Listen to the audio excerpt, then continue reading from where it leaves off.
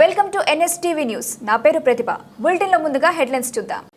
కర్నూలు జిల్లా Adoni human rights సభ్యులు Adoni DSP వారికి ఆదోని ట్రాఫిక్ సమస్యల గురించి తెలపడం జరిగింది.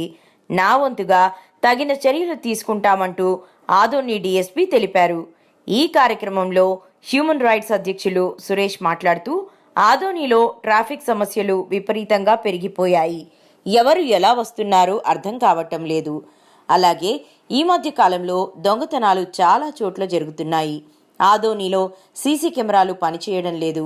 మున్సిపాలిటీలో బడ్జెట్ ఉందా అంటే ఎందుకు పట్టించుకోవడం లేదు. 150 ఏళ్ల చరిత్ర గల ఆదోని మున్సిపాలిటీలో సీసీ కెమెరాలు కరువాయే.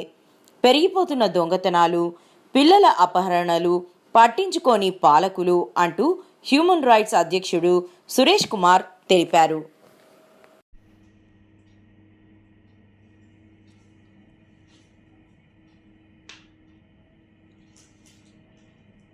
సీసీ కెమెరాలు లేకపోవడం వల్ల ప్రతి ఒక్కరికి భయం అనేది లేక ఇష్టం వచ్చినట్లు రాంగ్ రూట్లో వెళ్ళేసి యాక్సిడెంట్లు అవన్నీ జరగడానికి ప్రధాన కారణం అవుతున్నాయి.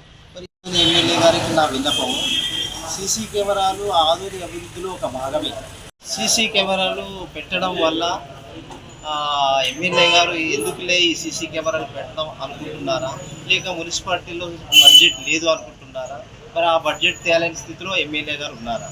నేను అడిగేకి వస్తాను, ఆధునిక ప్రజలకి అభివృద్ధి చేస్తారని మీరు మాట ఇచ్చినారు కాబట్టి కనీసం ఇక్కడి నుంచి అయినా స్టార్ట్ చేయండి. సీసీ కెమెరాలు నిర్మించి ఆధునిక పట్టణ పూర్తిగా సీసీ కెమెరాలతో ఇల్లు చేసి అవాంఛనీయ సంఘటనలు యాక్సిడెంట్లు జరగకుండా కాపాడతారని ఆధునిక ప్రజలకు హామీ ఇచ్చిన మీరు తొందరగా తక్షణమే ఈ విషయం మీద సీరియస్గా చర్యలు తీసుకొని సీసీ కెమెరాలు అమర్చడానికి అడుగులు ముందుకు వేస్తారని నేను ఆశిస్తున్నాను.